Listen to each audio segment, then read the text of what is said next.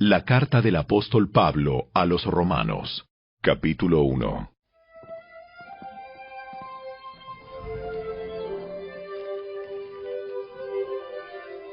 Yo, Pablo, esclavo de Cristo Jesús y elegido por Dios para ser apóstol y enviado a predicar su buena noticia, escribo esta carta. Dios prometió esa buena noticia hace tiempo, por medio de sus profetas en las Sagradas Escrituras. La buena noticia trata de su Hijo, en su vida terrenal. Él fue descendiente del rey David, y quedó demostrado que era el Hijo de Dios, cuando fue resucitado de los muertos, mediante el poder del Espíritu Santo. Él es Jesucristo, nuestro Señor. Por medio de Cristo, Dios nos ha dado a nosotros como apóstoles el privilegio y la autoridad de anunciar por todas partes a los gentiles lo que Dios ha hecho por ellos, a fin de que crean en Él y lo obedezcan, lo cual dará gloria a su nombre. Ustedes están incluidos entre los gentiles que fueron llamados a pertenecer a Jesucristo. Les escribo a todos ustedes, los amados de Dios que están en Roma y son llamados a ser su pueblo santo. Que Dios nuestro Padre y el Señor Jesucristo les den gracia y paz. Ante todo les digo que mediante Jesucristo le doy gracias a mi Dios por todos ustedes, porque en todas partes del mundo se habla de la fe que tienen en Él. Dios sabe cuántas veces los recuerdo en mis oraciones. Día y noche hago mención de ustedes y sus necesidades delante de Dios, a quien sirvo con todo mi corazón, anunciando la buena noticia acerca de su Hijo. Algo que siempre pido en oración es que, Dios mediante, se presente la oportunidad de ir por fin a verlos, pues tengo muchos deseos de visitarlos para llevarles algún don espiritual que los ayude a crecer firmes en el Señor. Cuando nos encontremos, quiero alentarlos en la fe, pero también me gustaría recibir aliento de la fe de ustedes. Quiero que sepan, amados hermanos, que me propuse muchas veces ir a visitarlos, pero hasta el momento me vi impedido. Mi deseo es trabajar entre ustedes y ver frutos espirituales, tal como he visto entre otros gentiles, pues siento una gran obligación, tanto con los habitantes del mundo civilizado como con los del resto del mundo, con los instruidos y los incultos por igual. Así que estoy ansioso por visitarlos también a ustedes, que están en Roma, para predicarles la buena noticia. Pues no me avergüenzo de la buena noticia acerca de Cristo, porque es poder de Dios en acción para salvar a todos los que creen, a los judíos primero y también a los gentiles. Esa buena noticia nos revela cómo Dios nos hace justos ante sus ojos, lo cual se logra del principio al fin por medio de la fe. Como dicen las Escrituras, es por medio de la fe que el justo tiene vida. Pero Dios muestra su ira desde el cielo contra todos los que son pecadores y perversos, que detienen la verdad con su perversión. Ellos conocen la verdad acerca de Dios, porque Él se la ha hecho evidente, pues desde la creación del mundo, todos han visto los cielos y la tierra, por medio de todo lo que Dios hizo. Ellos pueden ver a simple vista las cualidades invisibles de Dios, su poder eterno y su naturaleza divina. así que no tienen ninguna excusa para no conocer a Dios. Es cierto, ellos conocieron a Dios, pero no quisieron adorarlo como Dios, ni darle gracias. En cambio, comenzaron a inventar ideas necias sobre Dios. Como resultado, la mente les quedó en oscuridad y confusión. Afirmaban ser sabios, pero se convirtieron en completos necios. Y en lugar de adorar al Dios inmortal y glorioso, rindieron culto a ídolos que ellos mismos se hicieron con forma de simples mortales, de aves, de animales de 4 patas y de reptiles. Entonces Dios los abandonó para que hicieran todas las cosas vergonzosas que deseaban en su corazón. Como resultado, usaron sus cuerpos para hacerse cosas viles y degradantes entre sí. Cambiaron la verdad acerca de Dios por una mentira, y así rindieron culto y sirvieron a las cosas que Dios creó, pero no al Creador mismo, quien es digno de eterna alabanza. Amén.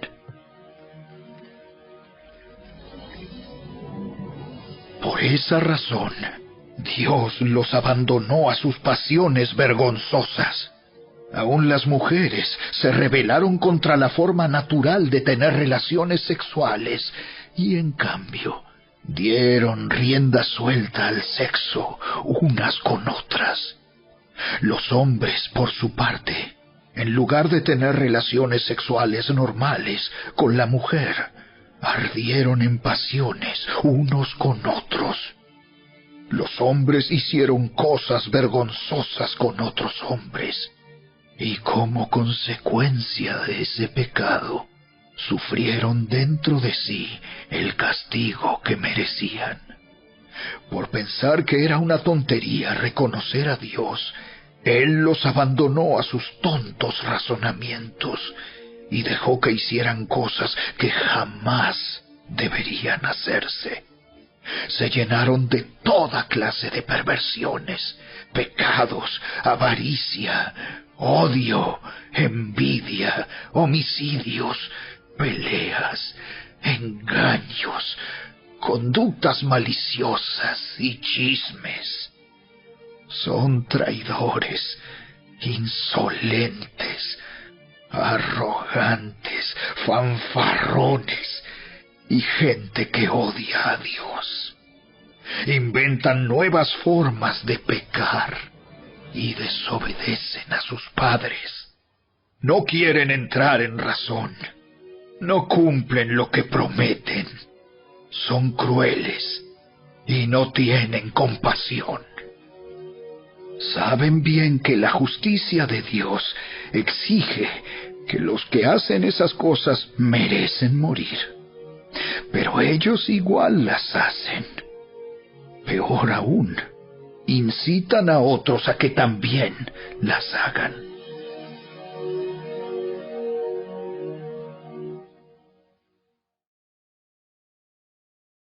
Capítulo 2. Tal vez crees que puedes condenar a tales individuos, pero tu maldad es igual que la de ellos, y no tienes ninguna excusa. Cuando dices que son perversos y merecen ser castigados, te condenas a ti mismo, porque tú, que juzgas a otros, también practicas las mismas cosas. Y sabemos que Dios, en su justicia, castigará a todos los que hacen tales cosas. Y tú, que juzgas a otros por hacer esas cosas, ¿cómo crees que podrás evitar el juicio de Dios cuando tú haces lo mismo?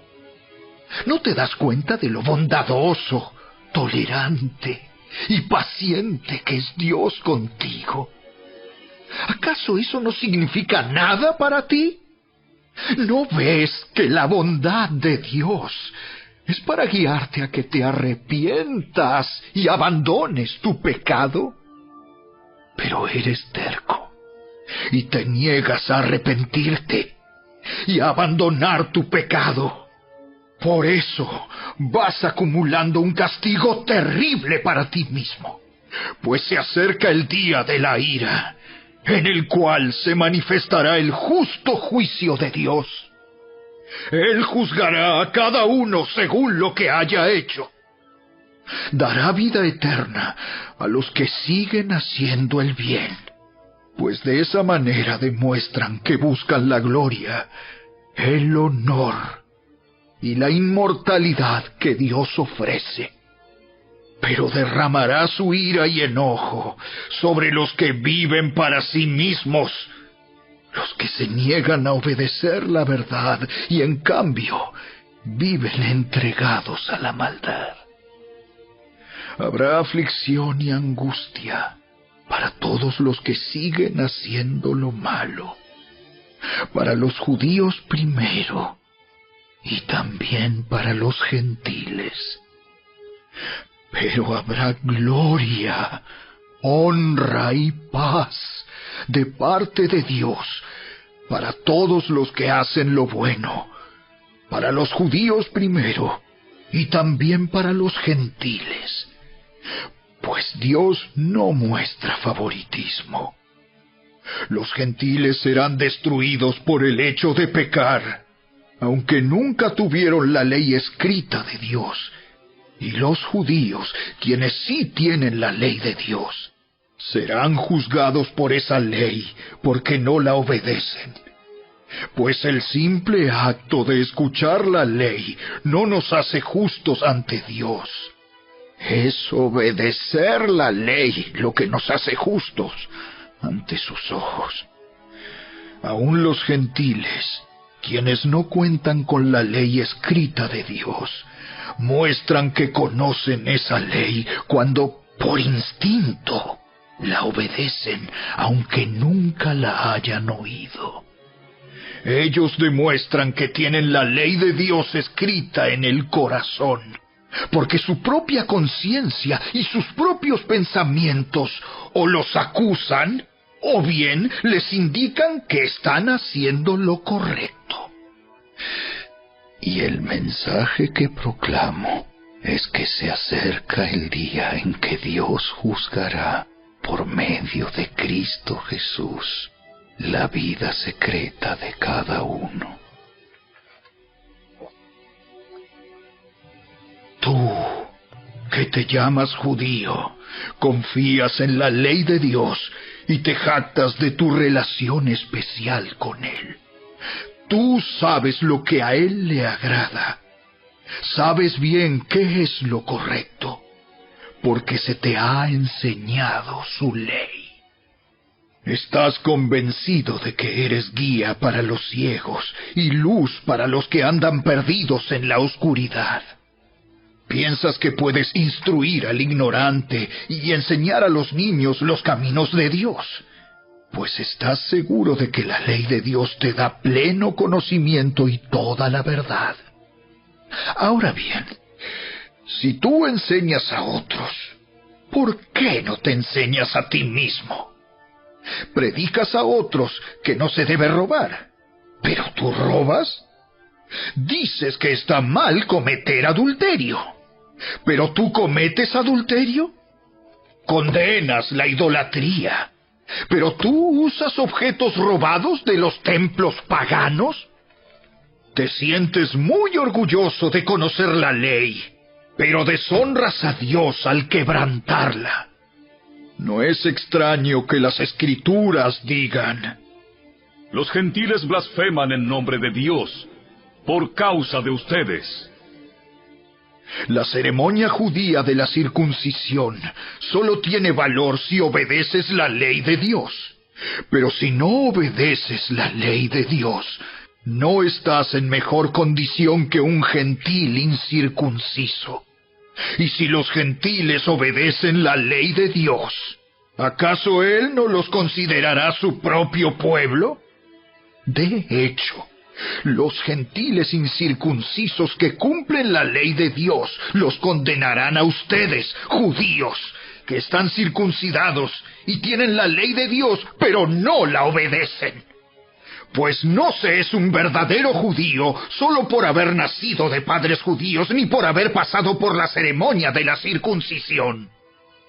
No, un verdadero judío es aquel que tiene el corazón recto a los ojos de Dios.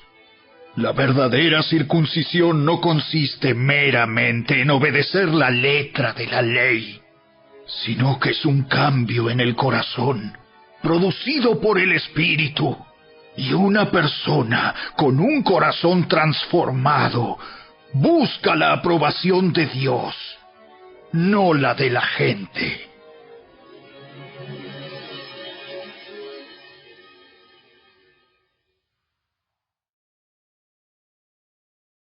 Capítulo 3. Entonces, ¿cuál es la ventaja de ser judío? ¿Tiene algún valor la ceremonia de la circuncisión? Claro que sí. Tiene muchos beneficios. En primer lugar, a los judíos se les confió toda la revelación de Dios. Es cierto, algunos de ellos fueron infieles.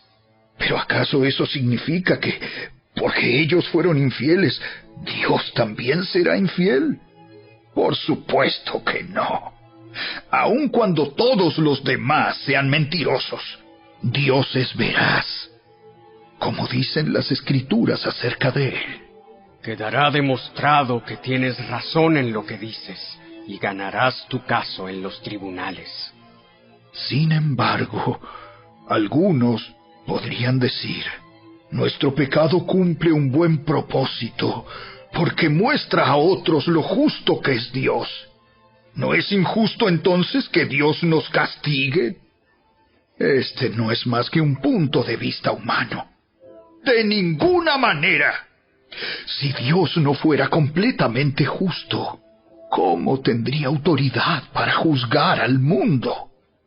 Sin embargo, alguien podría seguir argumentando, ¿por qué Dios me juzga como pecador si mi mentira realza su veracidad y le da más gloria a Él?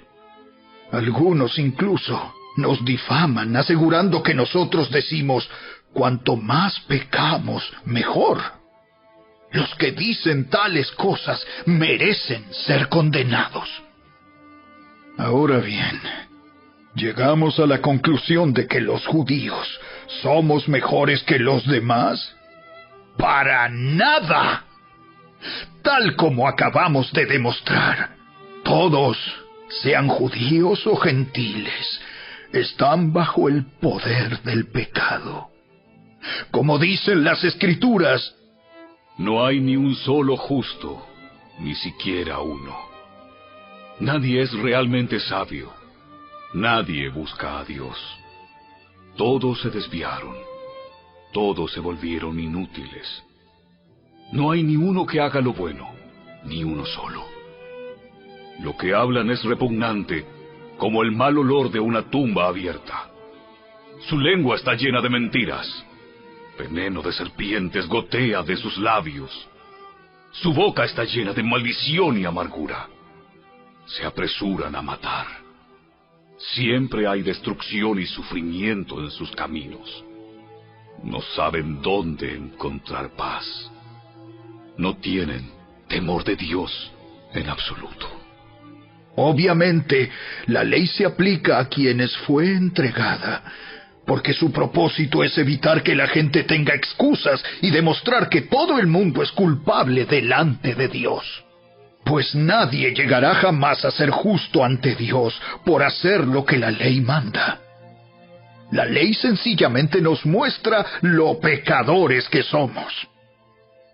Pero ahora, tal como se prometió tiempo atrás en los escritos de Moisés y de los profetas, Dios nos ha mostrado cómo podemos ser justos ante Él, sin cumplir con las exigencias de la ley. Dios nos hace justos a sus ojos, cuando ponemos nuestra fe en Jesucristo. Y eso es verdad para todo el que cree, sea quien fuere, pues todos hemos pecado. Nadie puede alcanzar la meta gloriosa establecida por Dios. Sin embargo, Dios nos declara justos, gratuita y bondadosamente, por medio de Cristo Jesús, quien nos liberó del castigo de nuestros pecados. Pues Dios ofreció a Jesús como el sacrificio por el pecado. Las personas son declaradas justas a los ojos de Dios cuando creen que Jesús sacrificó su vida al derramar su sangre. Ese sacrificio muestra que Dios actuó con justicia cuando se contuvo y no castigó a los que pecaron en el pasado, porque miraba hacia el futuro y de ese modo los incluiría en lo que llevaría a cabo en el tiempo presente. Dios hizo todo eso para demostrar su justicia, porque Él mismo es justo e imparcial, y declara a los pecadores justos a sus ojos cuando ellos creen en Jesús. ¿Podemos entonces jactarnos de haber hecho algo para que Dios nos acepte? No, porque nuestra libertad de culpa y cargo no se basa en la obediencia a la ley. Está basada en la fe.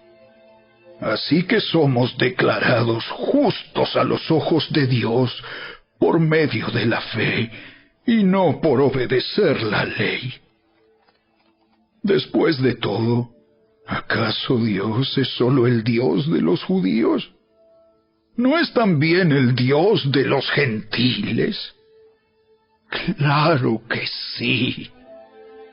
Hay solo un Dios, y Él declara justos a judíos y gentiles únicamente por medio de la fe. Entonces, si hacemos énfasis en la fe, ¿eso significa que podemos olvidarnos de la ley? Por supuesto que no. De hecho, solo cuando tenemos fe, cumplimos verdaderamente la ley.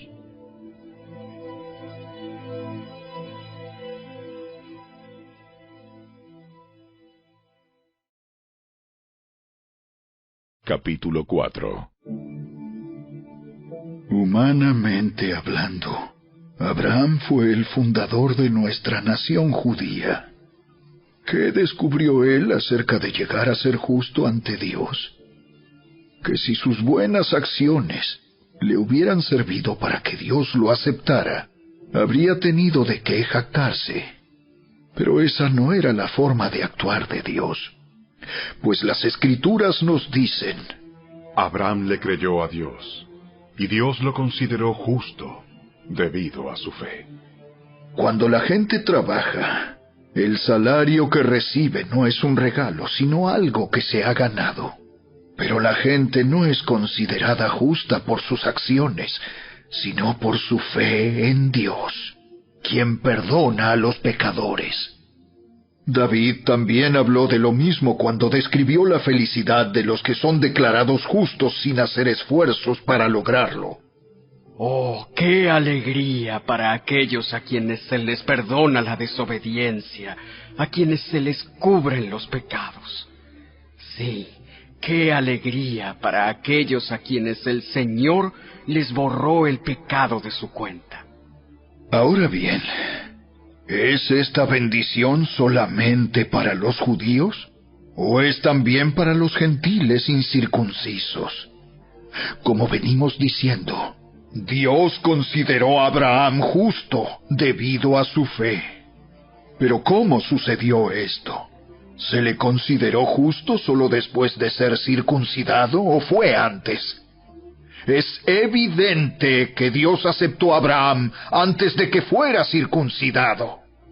La circuncisión era una señal de que Abraham ya tenía fe y de que Dios ya lo había aceptado y declarado justo aún antes de que fuera circuncidado. Por lo tanto, Abraham es el padre espiritual de los que tienen fe pero no han sido circuncidados. A ellos se les considera justos debido a su fe.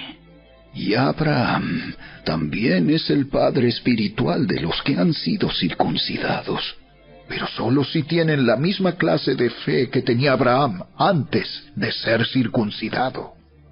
Obviamente, la promesa que Dios hizo de dar toda la tierra a Abraham y a sus descendientes no se basaba en la obediencia de Abraham a la ley, sino en una relación correcta con Dios, la cual viene por la fe. Si la promesa de Dios es solo para los que obedecen la ley, entonces la fe no hace falta y la promesa no tiene sentido. Pues la ley siempre trae castigo para los que tratan de obedecerla. La única forma de no violar la ley es no tener ninguna ley para violar. Así que la promesa se recibe por medio de la fe. Es un regalo inmerecido. Y vivamos o no de acuerdo con la ley de Moisés, todos estamos seguros de recibir esta promesa si tenemos una fe como la de Abraham, quien es el padre de todos los que creen.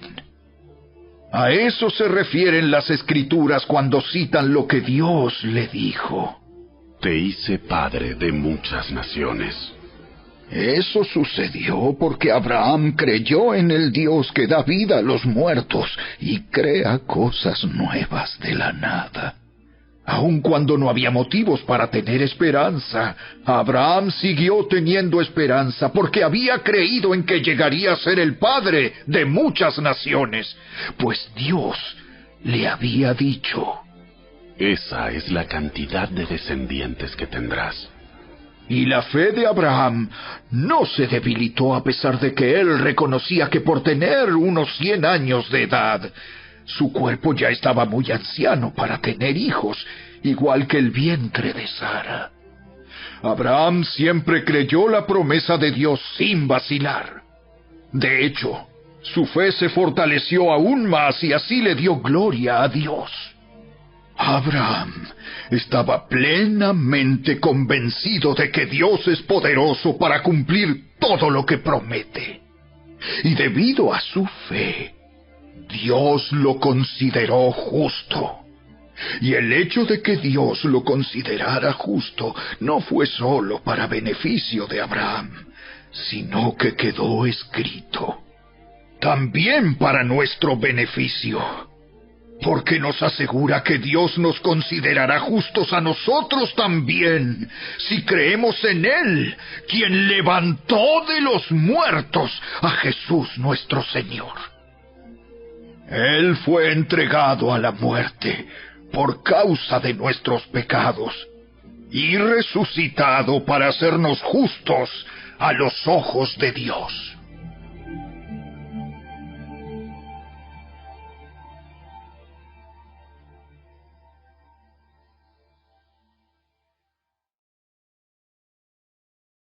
Capítulo 5.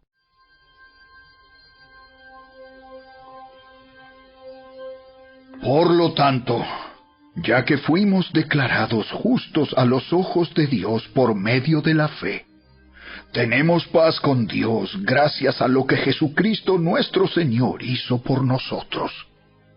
Debido a nuestra fe, Cristo nos hizo entrar en este lugar de privilegio inmerecido en el cual ahora permanecemos, y esperamos con confianza y alegría participar de la gloria de Dios. También nos alegramos al enfrentar pruebas y dificultades, porque sabemos que nos ayudan a desarrollar resistencia. Y la resistencia desarrolla firmeza de carácter, y el carácter fortalece nuestra esperanza segura de salvación.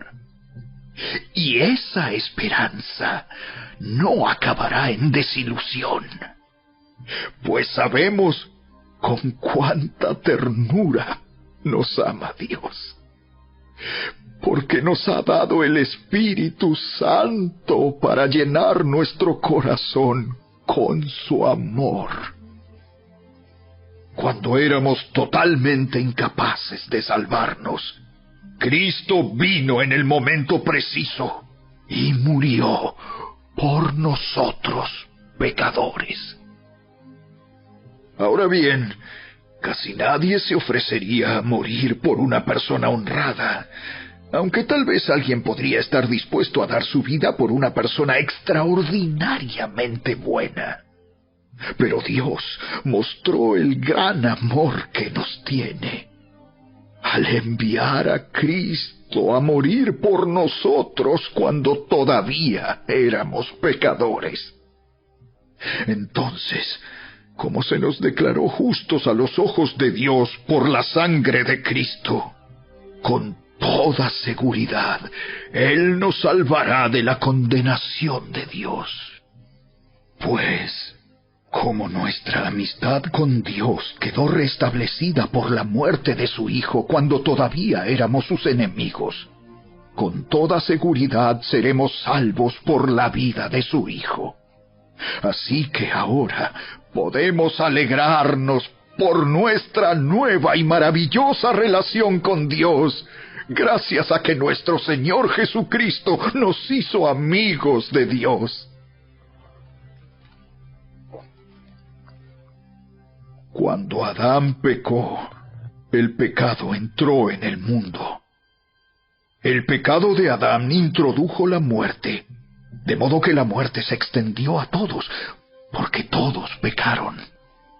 Es cierto, la gente ya pecaba aún antes de que se entregara la ley, pero no se le tomaba en cuenta como pecado, porque todavía no existía ninguna ley para transgredir.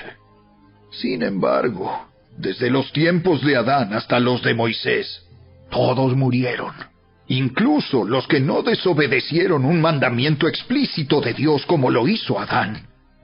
Ahora bien, Adán es un símbolo, una representación de Cristo, quien aún tenía que venir. Pero hay una gran diferencia entre el pecado de Adán y el regalo del favor inmerecido de Dios. Pues el pecado de un solo hombre, Adán, trajo muerte a muchos. Pero aún más grande es la gracia maravillosa de Dios y el regalo de su perdón para muchos por medio de otro hombre, Jesucristo. Y el resultado del regalo del favor inmerecido de Dios es muy diferente de la consecuencia del pecado de ese primer hombre. Pues el pecado de Adán llevó a la condenación, pero el regalo de Dios nos lleva a ser declarados justos a los ojos de Dios, a pesar de que somos culpables de muchos pecados. Pues el pecado de un solo hombre, Adán, hizo que la muerte reinara sobre muchos. Pero aún más grande es la gracia maravillosa de Dios y el regalo de su justicia, porque todos los que lo reciben vivirán en victoria sobre el pecado y la muerte por medio de un solo hombre, Jesucristo. Así es, un solo pecado de Adán trae condenación para todos. Pero un solo acto de justicia de Cristo trae una relación correcta con Dios y vida nueva para todos. Por uno solo que desobedeció a Dios, muchos pasaron a ser pecadores. Pero por uno solo que obedeció a Dios, muchos serán declarados justos. La ley de Dios fue entregada para que toda la gente se diera cuenta de la magnitud de su pecado Pero mientras más pecaba la gente, más abundaba la gracia maravillosa de Dios. Entonces, así como el pecado reinó sobre todos y los llevó a la muerte, ahora reina en cambio la gracia maravillosa de Dios, la cual nos pone en la relación correcta con Él y nos da como resultado la vida eterna por medio de Jesucristo, nuestro Señor.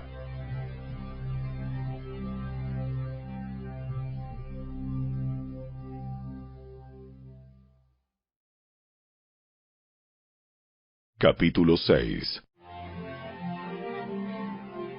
Ahora bien, ¿deberíamos seguir pecando para que Dios nos muestre más y más su gracia maravillosa? Por supuesto que no. Nosotros hemos muerto al pecado. Entonces, ¿cómo es posible que sigamos viviendo en pecado? ¿O acaso olvidaron que cuando fuimos unidos a Cristo Jesús en el bautismo, nos unimos a Él en su muerte? Pues hemos muerto y fuimos sepultados con Cristo mediante el bautismo. Y tal como Cristo fue levantado de los muertos por el poder glorioso del Padre, ahora nosotros también podemos vivir una vida nueva. Dado que fuimos unidos a Él en su muerte, también seremos resucitados como Él. Sabemos que nuestro antiguo ser pecaminoso fue crucificado con Cristo para que el pecado perdiera su poder en nuestra vida. Ya no somos esclavos del pecado, pues cuando morimos con Cristo, fuimos liberados del poder del pecado. Y dado que morimos con Cristo, sabemos que también viviremos con Él. Estamos seguros de eso, porque Cristo fue levantado de los muertos y nunca más volverá a morir. La muerte ya no tiene ningún poder sobre Él.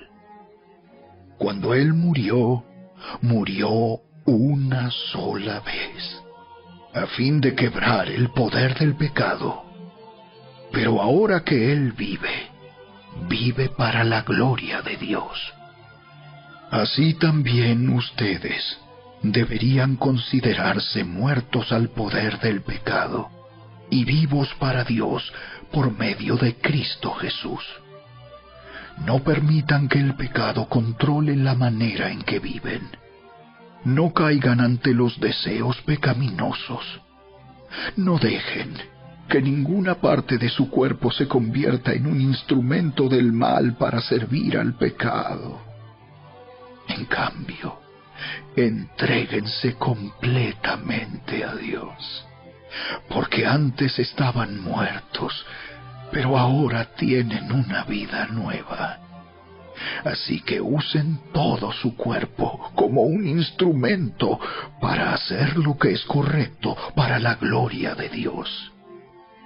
El pecado ya no es más su amo, porque ustedes ya no viven bajo las exigencias de la ley. En cambio, viven en la libertad de la gracia de Dios. Ahora bien, ¿eso significa que podemos seguir pecando porque la gracia de Dios nos ha liberado de la ley? Claro que no. ¿No se dan cuenta de que uno se convierte en esclavo de todo lo que decide obedecer? Uno puede ser esclavo del pecado, lo cual lleva a la muerte, o puede decidir obedecer a Dios, lo cual lleva a una vida recta. Antes ustedes eran esclavos del pecado, pero gracias a Dios, ahora obedecen de todo corazón la enseñanza que les hemos dado. Ahora son libres de la esclavitud del pecado y se han hecho esclavos de la vida recta. Uso la ilustración de la esclavitud para ayudarlos a entender todo esto, porque la naturaleza humana de ustedes es débil. En el pasado se dejaron esclavizar por la impureza y el desenfreno, lo cual los hundió aún más en el pecado. Ahora deben entregarse como esclavos a la vida recta para llegar a ser santos. Cuando eran esclavos del pecado, estaban libres de la obligación de hacer lo correcto. ¿Y cuál fue la consecuencia? Que ahora están avergonzados de las cosas que solían hacer, cosas que terminan en la condenación eterna. Pero ahora quedaron libres del poder del pecado y se han hecho esclavos de Dios. Ahora hacen las cosas que llevan a la santidad y que dan como resultado la vida eterna. Pues la paga que deja el pecado es la muerte, pero el regalo que Dios da es la vida eterna por medio de Cristo Jesús, nuestro Señor.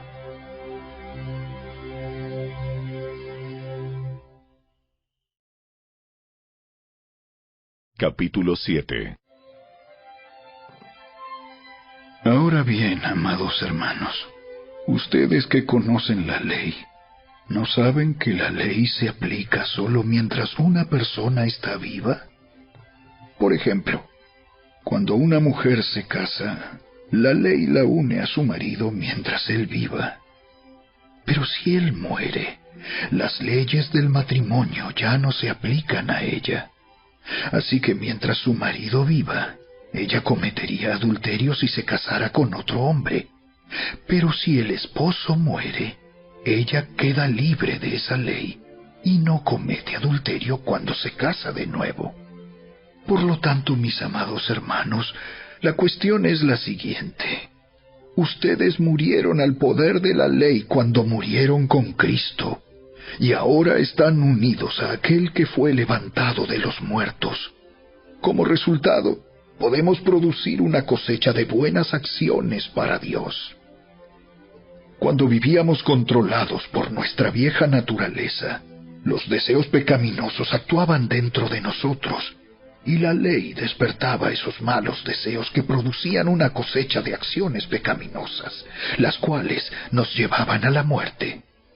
Pero ahora fuimos liberados de la ley porque morimos a ella y ya no estamos presos de su poder. Ahora podemos servir a Dios, no según el antiguo modo que consistía en obedecer la letra de la ley, sino mediante uno nuevo, el de vivir en el Espíritu.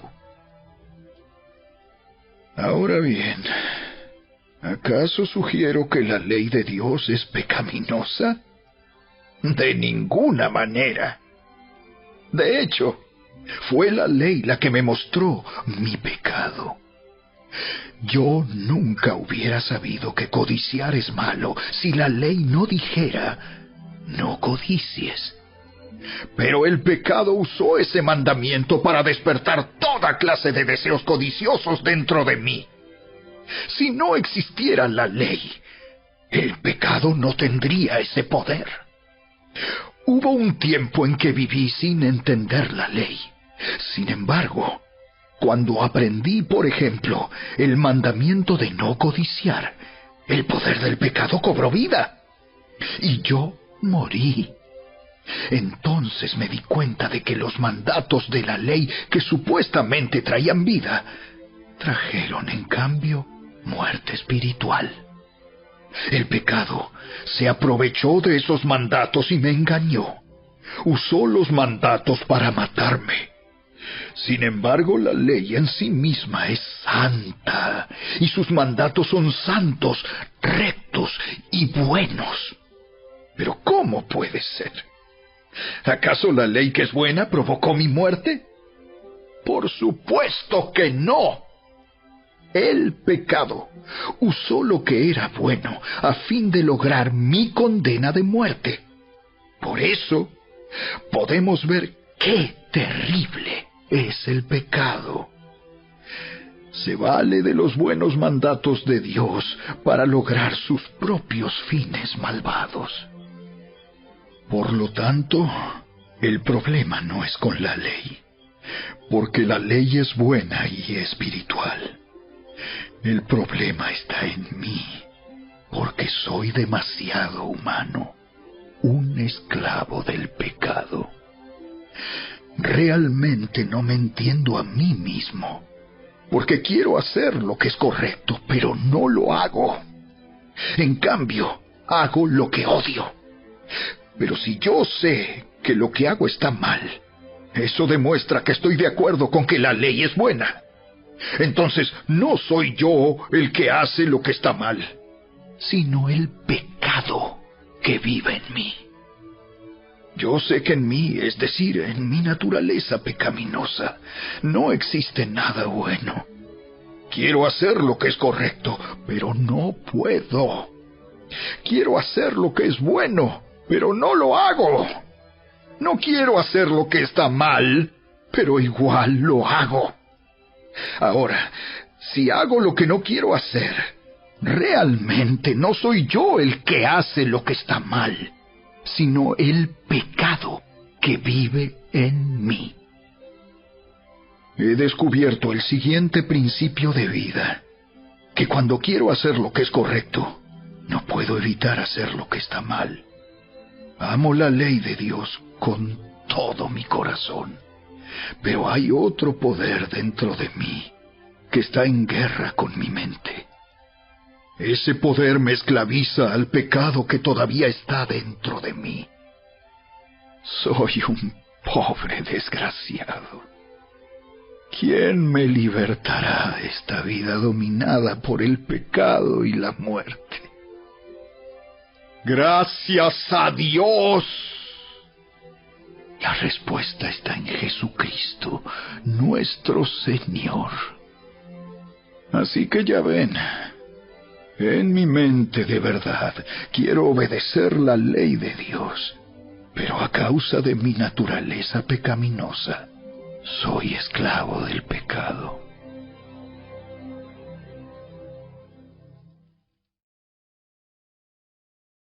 Capítulo 8. Por lo tanto, ya no hay condenación para los que pertenecen a Cristo Jesús. Y porque ustedes pertenecen a Él, el poder del Espíritu que da vida los ha libertado del poder del pecado que lleva a la muerte. La ley de Moisés no podía salvarnos, porque nuestra naturaleza pecaminosa es débil. Así que Dios hizo lo que la ley no podía hacer. Él envió a su propio Hijo en un cuerpo como el que nosotros los pecadores tenemos. Y en ese cuerpo, mediante la entrega de su Hijo como sacrificio por nuestros pecados, Dios declaró el fin del dominio que el pecado tenía sobre nosotros.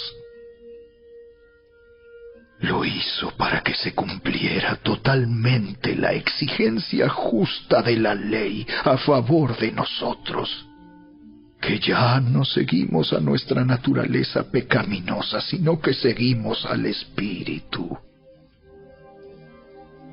Los que están dominados por la naturaleza pecaminosa piensan en cosas pecaminosas, pero los que son controlados por el Espíritu Santo piensan en las cosas que agradan al Espíritu. Por lo tanto, permitir que la naturaleza pecaminosa les controle la mente lleva a la muerte. Pero permitir que el Espíritu les controle la mente lleva a la vida y a la paz. Pues la naturaleza pecaminosa es enemiga de Dios siempre. Nunca obedeció las leyes de Dios y jamás lo hará. Por eso, los que todavía viven bajo el dominio de la naturaleza pecaminosa nunca pueden agradar a Dios. Pero ustedes no están dominados por su naturaleza pecaminosa, son controlados por el Espíritu si el Espíritu de Dios vive en ustedes. Y recuerden que los que no tienen al Espíritu de Cristo en ellos, de ninguna manera pertenecen a Él. Y Cristo vive en ustedes. Entonces, aunque el cuerpo morirá por causa del pecado, el Espíritu les da vida, porque ustedes ya fueron declarados justos a los ojos de Dios. El Espíritu de Dios, quien levantó a Jesús de los muertos, vive en ustedes. Y así como Dios levantó a Cristo Jesús de los muertos, Él dará vida a sus cuerpos mortales mediante el mismo Espíritu, quien vive en ustedes. Por lo tanto, amados hermanos, no están obligados a hacer lo que su naturaleza pecaminosa los incita a hacer, pues si viven obedeciéndola, morirán. Pero si mediante el poder del Espíritu hacen morir las acciones de la naturaleza pecaminosa, vivirán. Pues todos los que son guiados por el Espíritu de Dios son hijos de Dios. Y ustedes no han recibido un espíritu que los esclavice al miedo. En cambio, recibieron el Espíritu de Dios cuando Él los adoptó como sus propios hijos.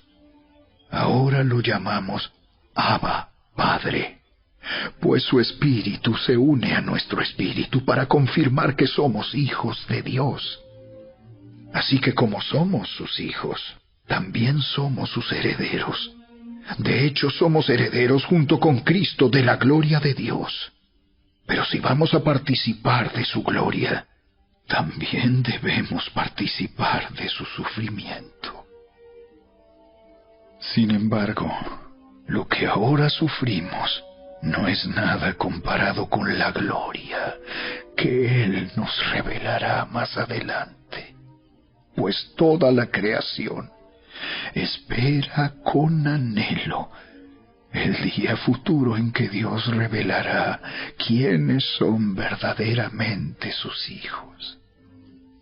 Contra su propia voluntad, toda la creación quedó sujeta a la maldición de Dios. Sin embargo, con gran esperanza, la creación espera el día en que será liberada de la muerte y la descomposición, y se unirá a la gloria de los hijos de Dios. Pues sabemos que hasta el día de hoy, toda la creación gime de angustia como si tuviera dolores de parto. Y los creyentes también gemimos, aunque tenemos al Espíritu Santo en nosotros como una muestra anticipada de la gloria futura, porque anhelamos que nuestro cuerpo sea liberado del pecado y el sufrimiento. Nosotros también deseamos con una esperanza ferviente que llegue el día en que Dios nos dé todos nuestros derechos como sus hijos adoptivos, incluido el nuevo cuerpo que nos prometió. Recibimos esa esperanza cuando fuimos salvos. Si uno ya tiene algo, no necesita esperarlo. Pero si deseamos algo que todavía no tenemos, debemos esperar con paciencia y confianza. Además, el Espíritu Santo nos ayuda en nuestra debilidad. Por ejemplo, nosotros no sabemos qué quiere Dios que le pidamos en oración, pero el Espíritu Santo ora por nosotros con gemidos que no pueden expresarse con palabras. Y el Padre, quien conoce cada corazón, sabe lo que el Espíritu dice, porque el Espíritu intercede por nosotros, los creyentes, en armonía con la voluntad de Dios. Y sabemos que Dios hace que todas las cosas cooperen para el bien de quienes lo aman y son llamados según el propósito que Él tiene para ellos. Pues Dios conoció a los suyos de antemano y los eligió para que llegaran a ser como su Hijo, a fin de que su Hijo fuera el hijo mayor de muchos hermanos.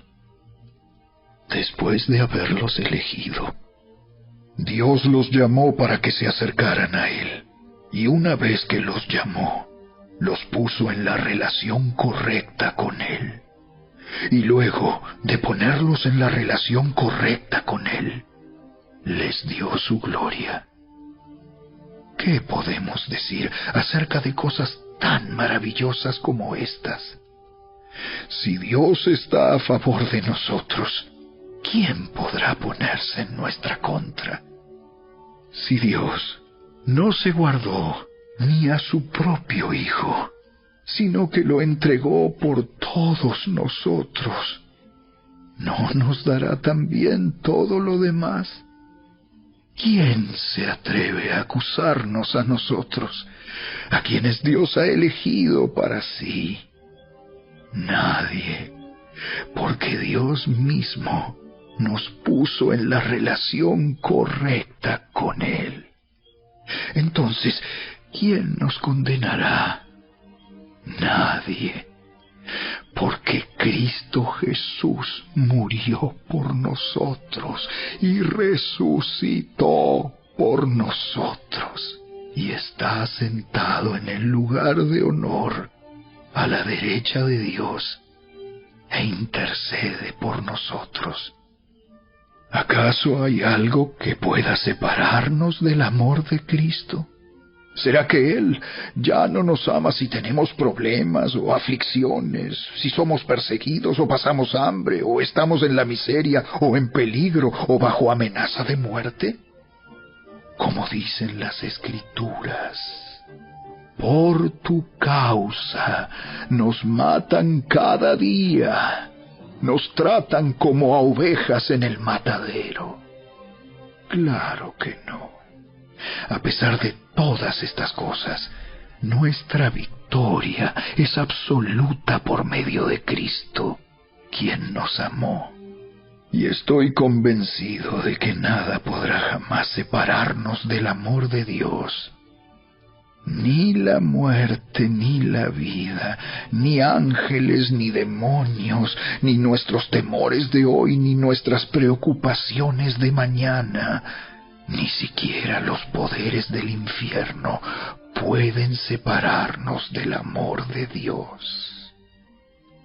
Ningún poder en las alturas ni en las profundidades, de hecho, nada en toda la creación podrá jamás separarnos del amor de Dios, que está revelado en Cristo Jesús, nuestro Señor.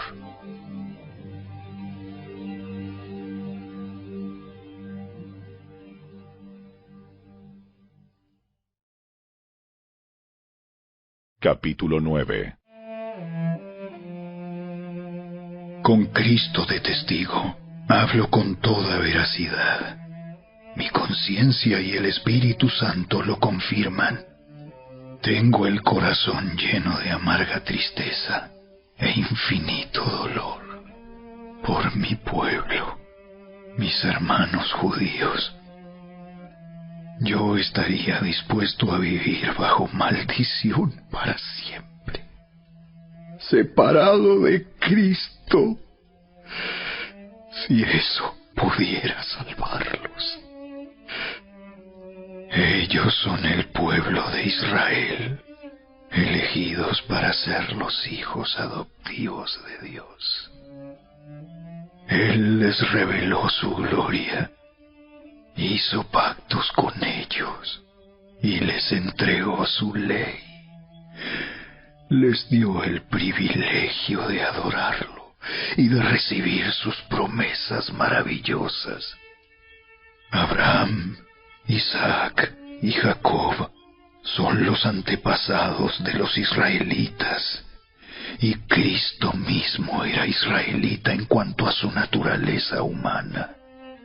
Y Él es Dios, el que reina sobre todas las cosas, y es digno de eterna alabanza. Amén. Ahora bien, ¿acaso Dios no cumplió su promesa a Israel? No, porque no todos los que nacen en la nación de Israel son en verdad miembros del pueblo de Dios. Ser descendientes de Abraham no los hace verdaderos hijos de Abraham, pues las Escrituras dicen: Isaac es el hijo mediante el cual procederán tus descendientes.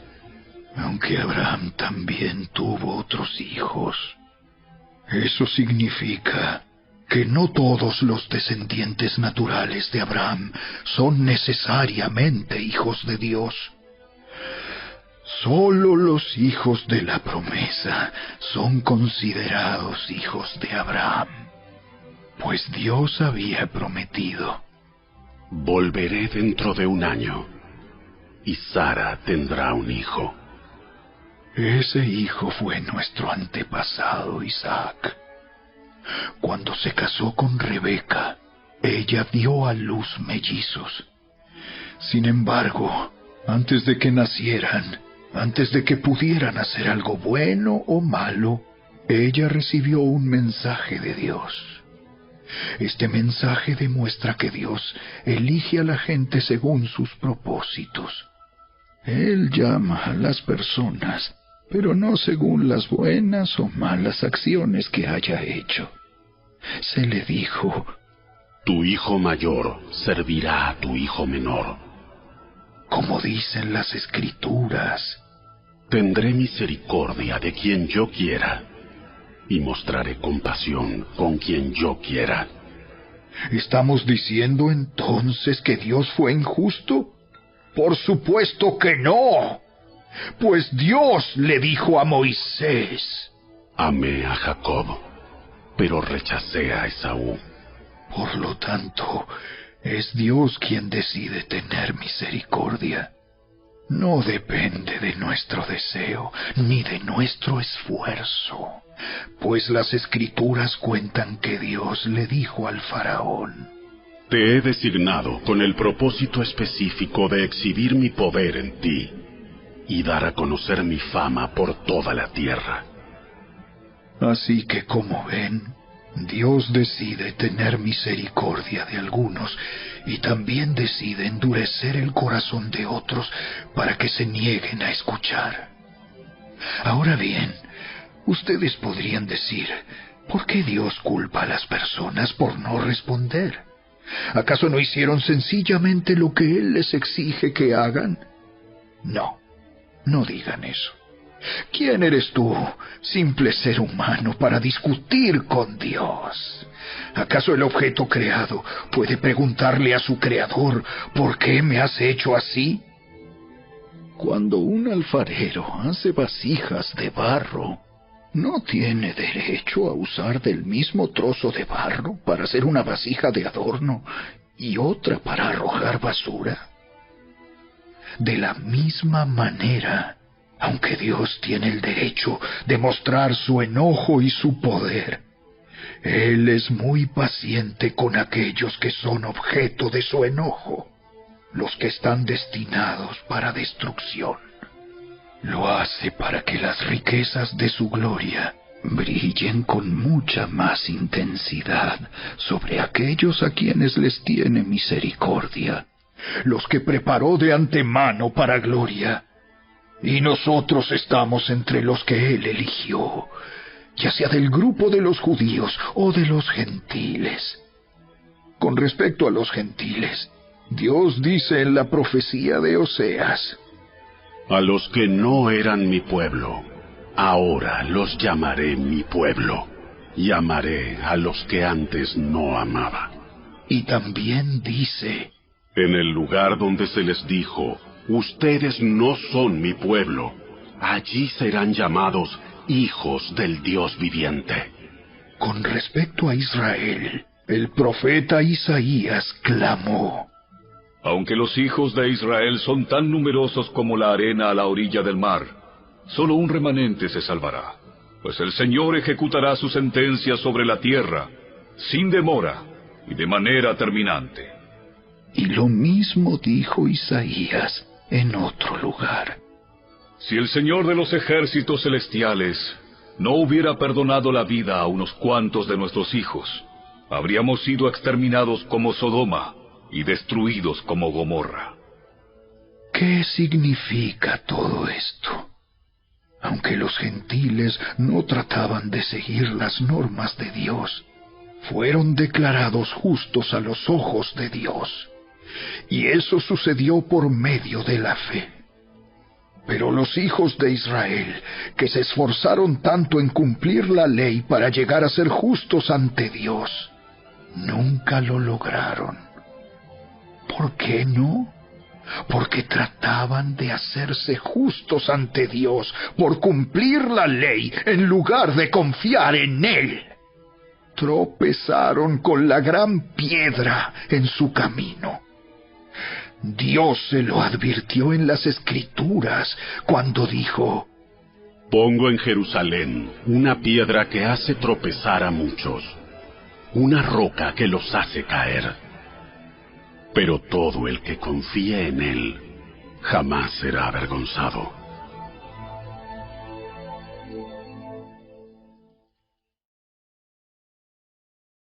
Capítulo 10. Amados hermanos, el profundo deseo de mi corazón y mi oración a Dios es que los israelitas lleguen a ser salvos. Yo sé que ellos tienen un gran entusiasmo por Dios, pero es un fervor mal encausado, pues no entienden la forma en que Dios hace justas a las personas ante Él. Se niegan a aceptar el modo de Dios y en cambio se aferran a su propio modo de hacerse justos ante Él tratando de cumplir la ley. Sin embargo, Cristo ya cumplió el propósito por el cual se entregó la ley. Como resultado, a todos los que creen en Él se les declara justos a los ojos de Dios. Pues Moisés escribe que la ley exige obediencia a todos sus mandatos para que una persona llegue a ser justa ante Dios. Pero el modo de la fe para hacernos justos ante Dios dice: no digas en tu corazón: ¿quién subirá al cielo para hacer bajar a Cristo a la tierra? Ni tampoco digas: ¿quién descenderá al lugar de los muertos para volver a Cristo de nuevo a la vida? En realidad, dice, el mensaje está muy al alcance de la mano. Está en tus labios y en tu corazón. Y ese mensaje es el mismo mensaje que nosotros predicamos acerca de la fe. Si declaras abiertamente que Jesús es el Señor y crees en tu corazón que Dios lo levantó de los muertos, serás salvo. Pues es por creer en tu corazón que eres declarado justo a los ojos de Dios, y es por declarar abiertamente tu fe que eres salvo. Como nos dicen las Escrituras, todo el que confíe en Él jamás será avergonzado. No hay diferencia entre los judíos y los gentiles en ese sentido. Ambos tienen al mismo Señor, quien da con generosidad a todos los que lo invocan. Pues todo el que invoque el nombre del Señor será salvo. Pero ¿cómo pueden ellos invocarlo para que los salve si no creen en Él? ¿Y cómo pueden creer en Él si nunca han oído de Él? ¿Y cómo pueden oír de Él a menos que alguien se lo diga? ¿Y cómo irá alguien a contarles sin ser enviado? Por eso, las Escrituras dicen: ¡qué hermosos son los pies de los mensajeros que traen buenas noticias! Sin embargo, no todos aceptan la buena noticia, porque el profeta Isaías dijo: Señor, ¿quién ha creído nuestro mensaje? Así que la fe viene por oír, es decir, por oír la buena noticia acerca de Cristo. Pero pregunto, ¿De verdad el pueblo de Israel oyó el mensaje? Claro que sí. El mensaje se ha difundido por toda la tierra y sus palabras por todo el mundo.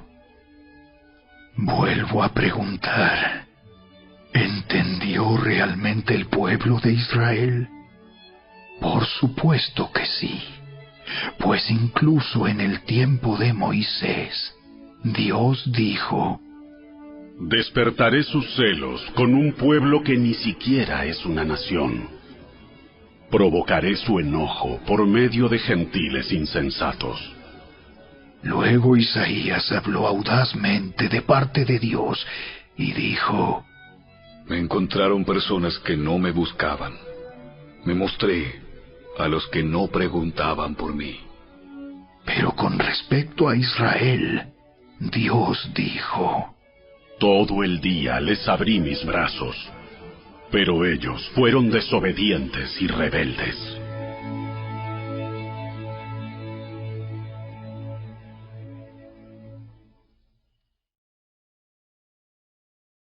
Capítulo 11.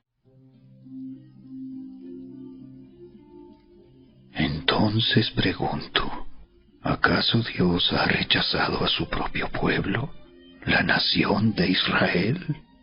Por supuesto que no. Yo mismo soy israelita, descendiente de Abraham y miembro de la tribu de Benjamín. No, Dios no ha rechazado a su propio pueblo, al cual eligió desde el principio. ¿Se dan cuenta de lo que dicen las Escrituras sobre el tema? El profeta Elías se quejó del pueblo de Israel ante Dios y dijo: Señor, han matado a tus profetas y derribaron tus altares. Yo soy el único que queda con vida, y ahora me buscan para matarme a mí también. ¿Y recuerdan la respuesta de Dios? Él dijo: no, tengo a 7,000 más que nunca se han inclinado ante Baal. Lo mismo sucede hoy, porque unos cuantos del pueblo de Israel han permanecido fieles por la gracia de Dios, es decir, por su bondad inmerecida al elegirlos.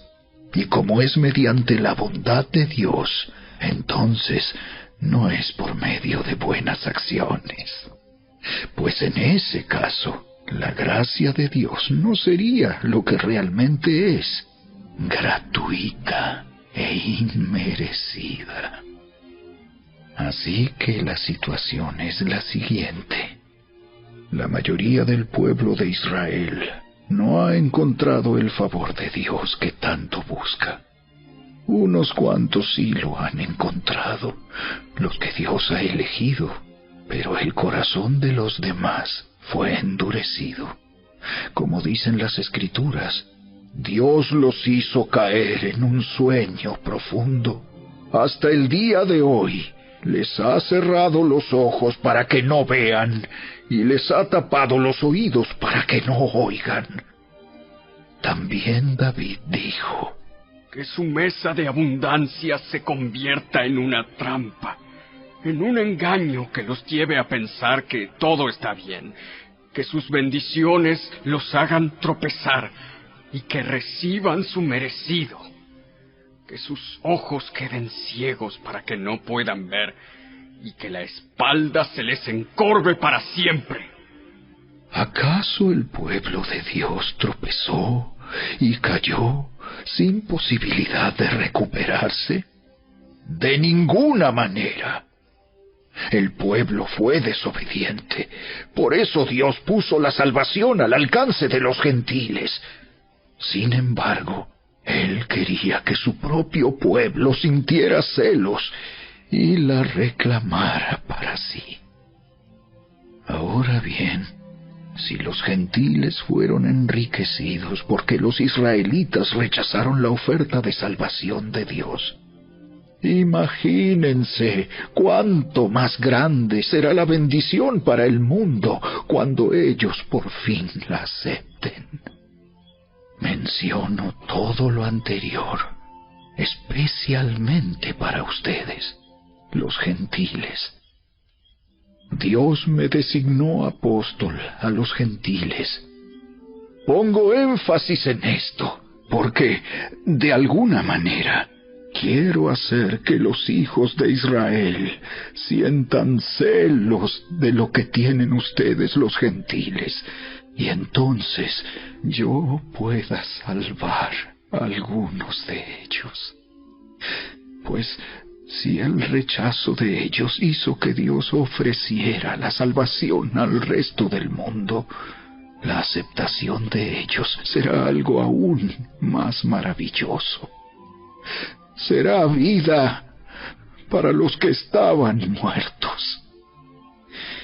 Y dado que Abraham y los otros patriarcas fueron santos, sus descendientes también serán santos, del mismo modo que toda la masa de pan es santa, porque la porción que se da como ofrenda es santa.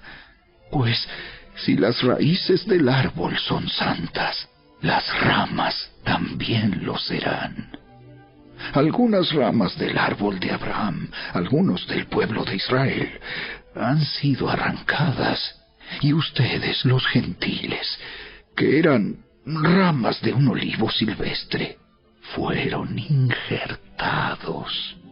Así que ahora ustedes también reciben la bendición que Dios prometió a Abraham y a sus hijos, con lo cual comparten con ellos el alimento nutritivo que proviene de la raíz del olivo especial de Dios.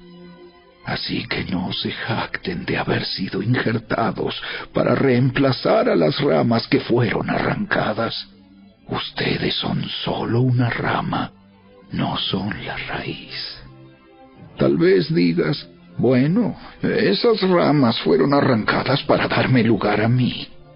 Es cierto, pero recuerda, esas ramas fueron arrancadas porque no creyeron en Cristo. Y tú estás allí porque sí crees. Así que no te consideres tan importante. Más bien, teme lo que podría suceder. Pues si Dios no perdonó a las ramas originales, tampoco te perdonará a ti. Fíjate en que Dios es bondadoso, pero también es severo. Es severo con los que desobedecen, pero será bondadoso contigo si sigues confiando en su bondad. En cambio, si dejas de confiar, tú también serás arrancado por completo. Y si el pueblo de Israel abandona su incredulidad, volverá a ser injertado, pues Dios tiene poder para volver a injertarlo en el árbol. Tú, por naturaleza, eras una rama cortada de un olivo silvestre. Por lo tanto, si Dios estuvo dispuesto a ir en contra de la naturaleza al injertarte en un árbol cultivado, Él estará mucho más dispuesto a injertar las ramas originales en el árbol al que pertenecen. Mis amados hermanos, quiero que entiendan este misterio, para que no se vuelvan orgullosos de ustedes mismos. Parte del pueblo de Israel tiene el corazón endurecido. Pero eso solo durará hasta que se complete el número de gentiles que aceptarán a Cristo. Y entonces todo Israel será salvo, como dicen las Escrituras. El que rescata vendrá de Jerusalén y apartará a Israel de la maldad. Y mi pacto con ellos es que quitaré sus pecados. Muchos del pueblo de Israel ahora son enemigos de la buena noticia, y eso los beneficia a ustedes, los gentiles, porque Él eligió a los antepasados Abraham, Isaac y Jacob, pues los dones de Dios y su llamado son irrevocables. Ustedes, los gentiles, antes eran rebeldes contra Dios, pero cuando el pueblo de Israel se rebeló contra él, Dios tuvo misericordia de ustedes y no de ellos. Ahora ellos son los rebeldes, y a ustedes Dios les mostró su misericordia para que ellos también participen de la misericordia de Dios. Pues Dios encarceló a todos en la desobediencia para poder tener misericordia de todos. ¡Qué grande es la riqueza, la sabiduría y el conocimiento de Dios! Es realmente imposible para nosotros entender sus decisiones y sus caminos. Pues, ¿quién puede conocer los pensamientos del Señor? ¿Quién sabe lo suficiente para aconsejarlo? ¿Y quién le ha entregado tanto para que Él tenga que devolvérselo? Pues todas las cosas provienen de Él y existen por su poder y son para su gloria. A Él sea toda la gloria por siempre. Amén.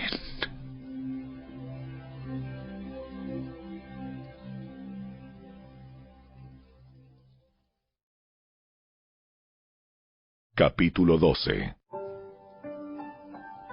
Por lo tanto, amados hermanos, les ruego que entreguen su cuerpo a Dios por todo lo que Él ha hecho a favor de ustedes. Que sea un sacrificio vivo y santo, la clase de sacrificio que a Él le agrada. Esa es la verdadera forma de adorarlo. No imiten las conductas ni las costumbres de este mundo. Más bien dejen que Dios los transforme en personas nuevas al cambiarles la manera de pensar. Entonces aprenderán a conocer la voluntad de Dios para ustedes, la cual es buena, agradable y perfecta. Basado en el privilegio y la autoridad que Dios me ha dado, le advierto a cada uno de ustedes lo siguiente: ninguno se crea mejor de lo que realmente es. Sean realistas al evaluarse a ustedes mismos. Háganlo según la medida de fe que Dios les haya dado. Así como nuestro cuerpo tiene muchas partes y cada parte tiene una función específica, el cuerpo de Cristo también. Nosotros somos las diversas partes de un solo cuerpo y nos pertenecemos unos a otros. Dios, en su gracia, nos ha dado dones diferentes para hacer bien determinadas cosas. Por lo tanto, si Dios te dio la capacidad de profetizar, habla con toda la fe que Dios te haya concedido. Si tu don es servir a otros, sírvelos bien. Si eres maestro, enseña bien. Si tu don consiste en animar a otros, anímalos. Si tu don es dar, hazlo con generosidad. Si Dios te ha dado la capacidad de liderar, toma la responsabilidad en serio. Y si tienes el don de mostrar bondad a otros, hazlo con gusto. No finjan amar a los demás. Ámenlos de verdad. Aborrezcan lo malo. Aférrense a lo bueno. Ámense unos a otros con un afecto genuino y deleítense al honrarse mutuamente. No sean nunca perezosos, más bien trabajen con esmero y sirvan al Señor con entusiasmo. Alégrense por la esperanza segura que tenemos. Tengan paciencia en las dificultades y sigan orando. Estén listos para ayudar a los hijos de Dios cuando pasen necesidad. Estén siempre dispuestos a brindar hospitalidad. Bendigan a quienes los persiguen. No los maldigan, sino pídanle a Dios en oración que los bendiga. Alégrense con los que están alegres y lloren con los que lloran. Vivan en armonía unos con otros. No sean tan orgullosos como para no disfrutar de la compañía de la gente común. Y no piensen que lo saben todo. Nunca devuelvan a nadie mal por mal. Compórtense de tal manera que todo el mundo vea que ustedes son personas honradas. Hagan todo lo posible por vivir en paz con todos. Queridos amigos, nunca tomen venganza. Dejen que se encargue la justa ira de Dios, pues dicen las Escrituras: Yo tomaré venganza. Yo les pagaré lo que se merecen. En cambio, si tus enemigos tienen hambre, dales de comer. Si tienen sed, dales de beber. Al hacer esto, amontonarás carbones encendidos de vergüenza sobre su cabeza. No dejen que el mal los venza. Más bien, venzan el mal haciendo el bien.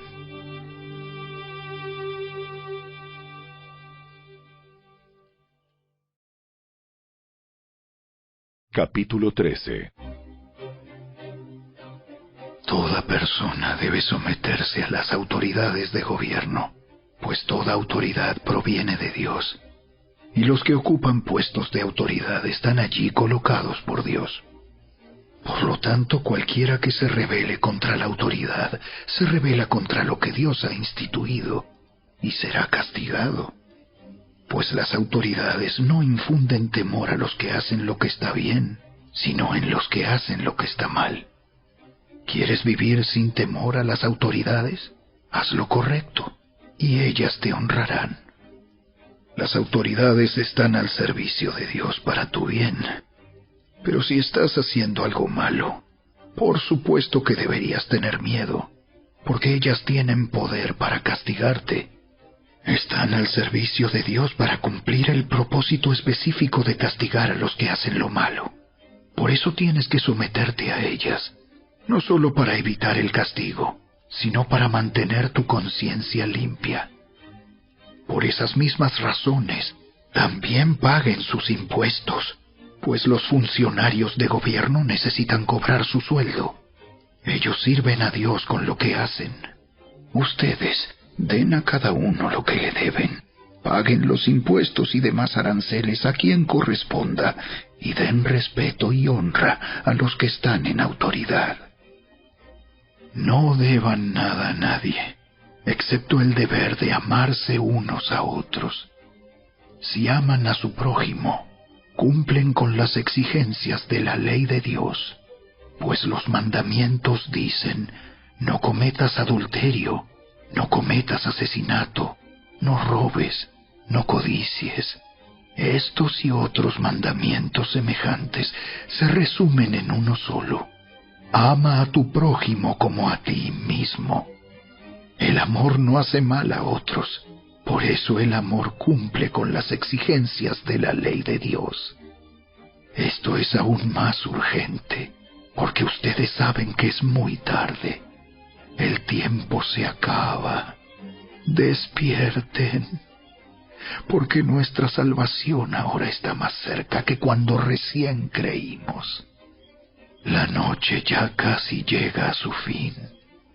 El día de la salvación amanecerá pronto. Por eso, dejen de lado sus actos oscuros, como si se quitaran ropa sucia, y pónganse la armadura resplandeciente de la vida recta.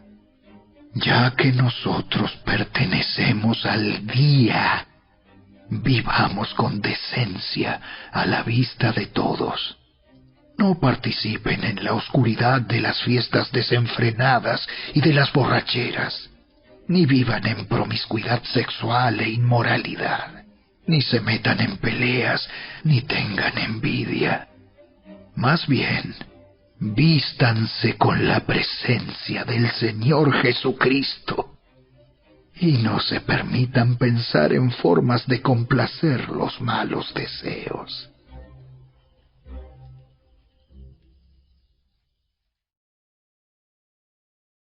Capítulo 14.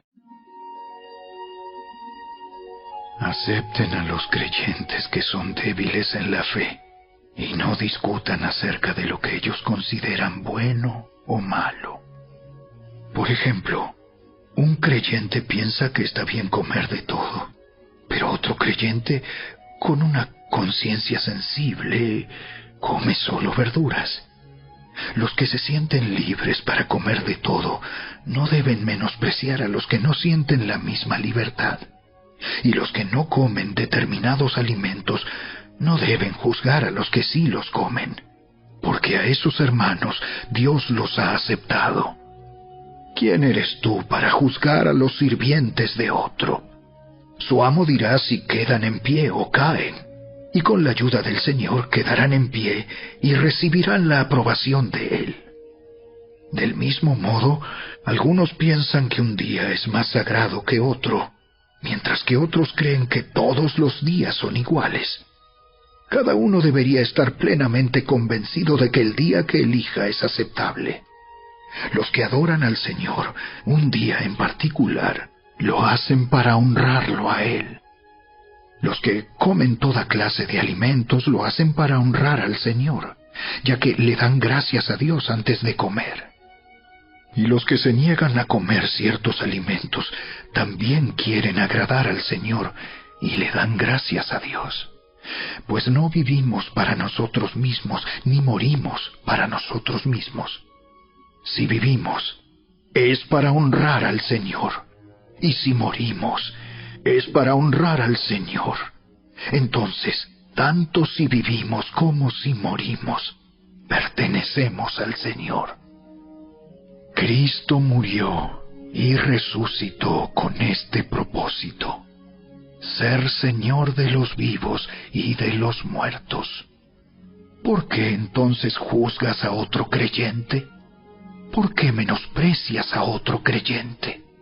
Recuerda que todos estaremos delante del tribunal de Dios, pues dicen las Escrituras: tan cierto como que yo vivo, toda rodilla se doblará ante mí, y toda lengua declarará lealtad a Dios. Es cierto, cada uno de nosotros tendrá que responder por sí mismo ante Dios. Así que dejemos de juzgarnos unos a otros. Por el contrario, propónganse vivir de tal manera que no causen tropiezo ni caída a otro creyente. Yo sé y estoy convencido por la autoridad del Señor Jesús que ningún alimento en sí mismo está mal. Pero si alguien piensa que está mal comerlo, entonces para esa persona está mal. Si otro creyente se angustia por lo que tú comes, entonces no actúas con amor si lo comes. No permitas que lo que tú comes destruya a alguien por quien Cristo murió. Entonces no serás criticado por hacer algo que tú crees que es bueno. Pues el reino de Dios no se trata de lo que comemos o bebemos, sino de llevar una vida de bondad, paz y alegría en el Espíritu Santo. Si tú sirves a Cristo con esa actitud, agradarás a Dios y también tendrás la aprobación de los demás. Por lo tanto, procuremos que haya armonía en la iglesia y tratemos de edificarnos unos a otros. No destruyas la obra de Dios a causa de lo que comes. Recuerda que todos los alimentos están permitidos, Lo malo es comer algo que haga tropezar a otro. Es mejor no comer carne, ni beber vino, ni hacer ninguna otra cosa que pudiera causar que otro creyente tropiece. Tal vez crees que no hay nada malo en lo que haces, pero manténlo entre tú y Dios. Benditos son los que no se sienten culpables por hacer algo que han decidido que es correcto. Pero si tienes dudas acerca de si debes o no comer algo en particular, entonces es pecado comerlo, pues no eres fiel a tus convicciones. Si haces algo que crees que está mal, pecas.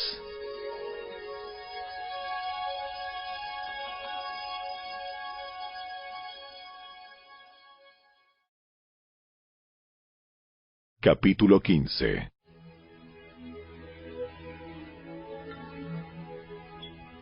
Los que somos fuertes debemos tener consideración de los que son sensibles a este tipo de cosas. No debemos agradarnos solamente a nosotros mismos. Deberíamos ayudar a otros a hacer lo que es correcto y edificarlos en el Señor, pues ni siquiera Cristo vivió para agradarse a sí mismo.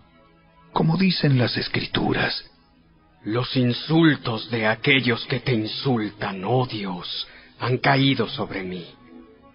Tales cosas se escribieron hace tiempo en las Escrituras para que nos sirvan de enseñanza, y las Escrituras nos dan esperanza y ánimo mientras esperamos con paciencia hasta que se cumplan las promesas de Dios. Que Dios, quien da esa paciencia y ese ánimo, los ayude a vivir en plena armonía unos con otros, como corresponde a los seguidores de Cristo Jesús. Entonces, todos ustedes podrán unirse en una sola voz para dar alabanza y gloria a Dios, el Padre de nuestro Señor Jesucristo. Por lo tanto, acéptense unos a otros, tal como Cristo los aceptó a ustedes, para que Dios reciba la gloria. Recuerden que Cristo vino a servir a los judíos para demostrar que Dios es fiel a las promesas que les hizo a los antepasados de ellos. También vino para que los gentiles le dieran la gloria a Dios por la misericordia que Él tuvo con ellos.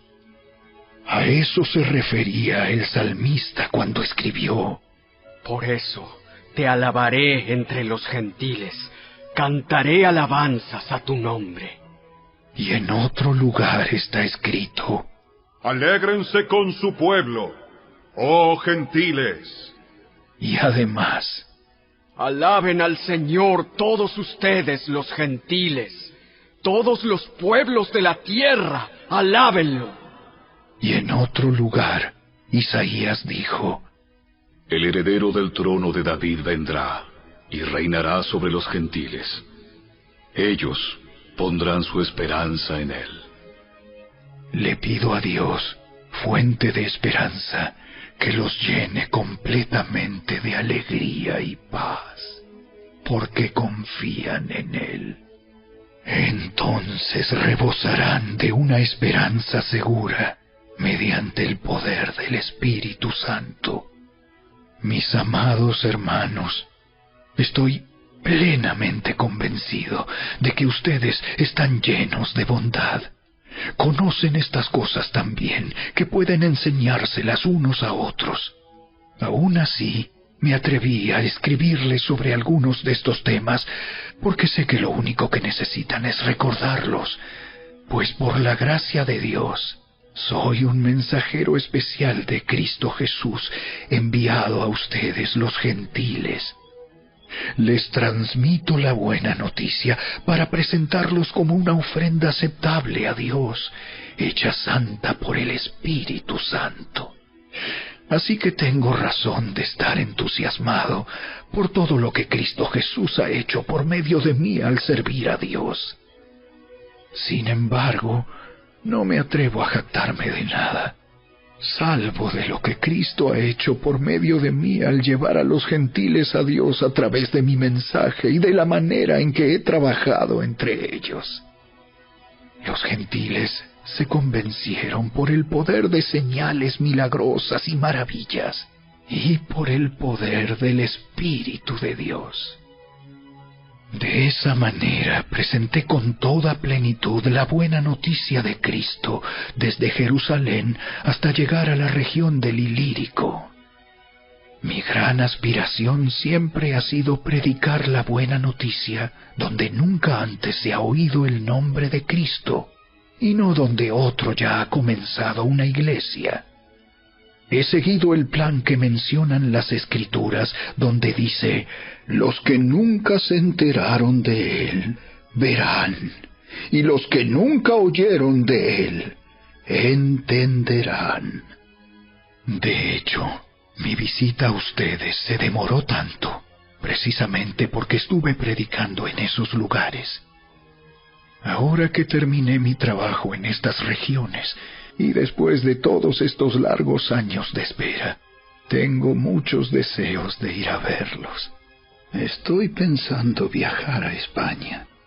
Cuando lo haga, me detendré en Roma, y luego de disfrutar de la compañía de ustedes por un breve tiempo, podrán ayudarme con lo necesario para mi viaje. Sin embargo, antes de visitarlos, debo ir a Jerusalén para llevar una ofrenda a los creyentes de allí. Pues les cuento, los creyentes de Macedonia y Acaya con entusiasmo juntaron una ofrenda para los creyentes de Jerusalén que son pobres. Lo hicieron con gusto, porque se sienten en deuda con ellos.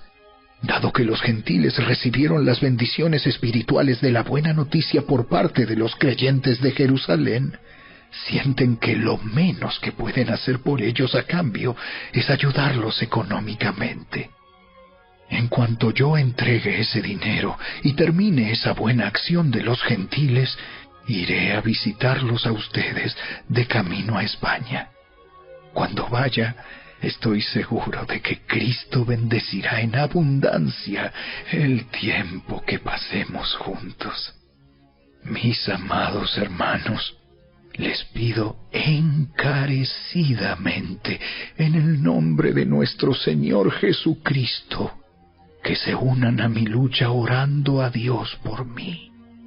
Háganlo por el amor que me tienen, ese amor que el Espíritu Santo les ha dado. Pídanle que me libre de los que están en Judea, que se niegan a obedecer a Dios. Pídanle también que los creyentes de allí estén dispuestos a aceptar la ofrenda que llevo a Jerusalén. Entonces, por la voluntad de Dios, podré ir a verlos con un corazón alegre y nos alentaremos unos a otros. Y que Dios, quien nos da su paz, esté con todos ustedes. Amén.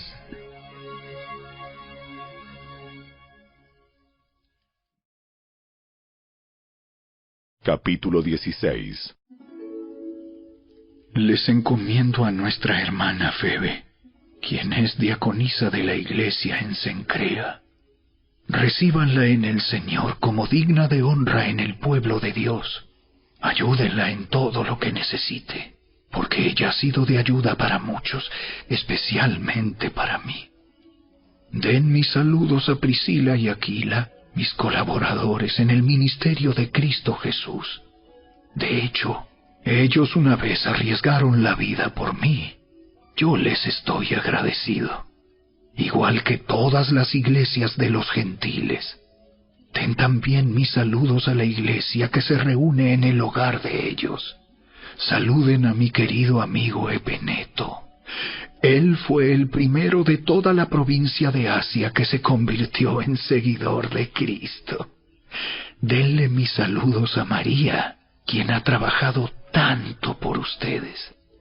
Saluden a Andrónico y a Junias, judíos como yo, quienes estuvieron en la cárcel conmigo. Ellos son muy respetados entre los apóstoles y se hicieron seguidores de Cristo antes que yo. Saluden a Amplias, mi querido amigo en el Señor. Saludos también a Urbano, nuestro colaborador en Cristo, y a mi querido amigo Estaquis. Saluden a Apeles, un buen hombre aprobado por Cristo, y den mis saludos a los creyentes de la familia de Aristóbulo. Saluden a Herodión, judío como yo. Saluden a los de la familia de Narciso, que son del Señor. Den mis saludos a Trifena y Trifosa, obreras del Señor, y a la amada Pérsida, quien ha trabajado tanto para el Señor. Saluden a Rufo, a quien el Señor eligió para hacer lo suyo, y también a su querida madre, quien ha sido como una madre para mí. Den mis saludos a Asíncrito, Flegonte, Hermas, Patrobas, Hermes y a los hermanos que se reúnen con ellos. Saluden también a Filólogo, Julia, Nereo y su hermana, y a Olimpas y a todos los creyentes que se reúnen con ellos. Salúdense unos a otros con un beso santo. Todas las iglesias de Cristo les envían saludos. Y ahora, mis amados hermanos, les pido algo más. Tengan cuidado con los que causan divisiones y trastornan la fe de los creyentes al enseñar cosas que van en contra de lo que a ustedes se les enseñaron. Manténganse lejos de ellos. Tales personas no sirven a Cristo nuestro Señor. Sirven a sus propios intereses. Con palabras suaves y halagos engañan a la gente inocente. Pero todos saben que ustedes son obedientes al Señor. Eso me llena de alegría. Quiero que sean sabios para hacer lo que está bien y sigan siendo inocentes en cuanto a toda clase de mal. El Dios de paz pronto aplastará a Satanás bajo los pies de ustedes. Que la gracia de nuestro Señor Jesús sea con ustedes. Timoteo, mi compañero de trabajo, les manda saludos, igual que Lucio, Jasón y Sosípater, judíos como yo. Yo, Tercio, quien escribo esta carta de parte de Pablo, también les envío mis saludos como uno de los seguidores del Señor. Los saluda Gayo, él es quien me hospeda, y también recibe en su casa a toda la iglesia. Les envía saludos Erasto, el tesorero de la ciudad, y también el hermano Cuarto. Que toda la gloria sea para Dios, quien puede fortalecerlos tal como expresa la buena noticia. En ese mensaje acerca de Jesucristo se ha revelado su plan para ustedes, los gentiles. Un plan que estuvo guardado en secreto desde el principio del tiempo. Pero ahora, tal como lo predijeron los profetas y el Dios eterno lo ha ordenado, ese mensaje se da a conocer a todos los gentiles en todas partes, para que ellos también puedan creer y obedecerlo a Él. Toda la gloria sea para el único sabio Dios eternamente, por medio de Jesucristo. Amén.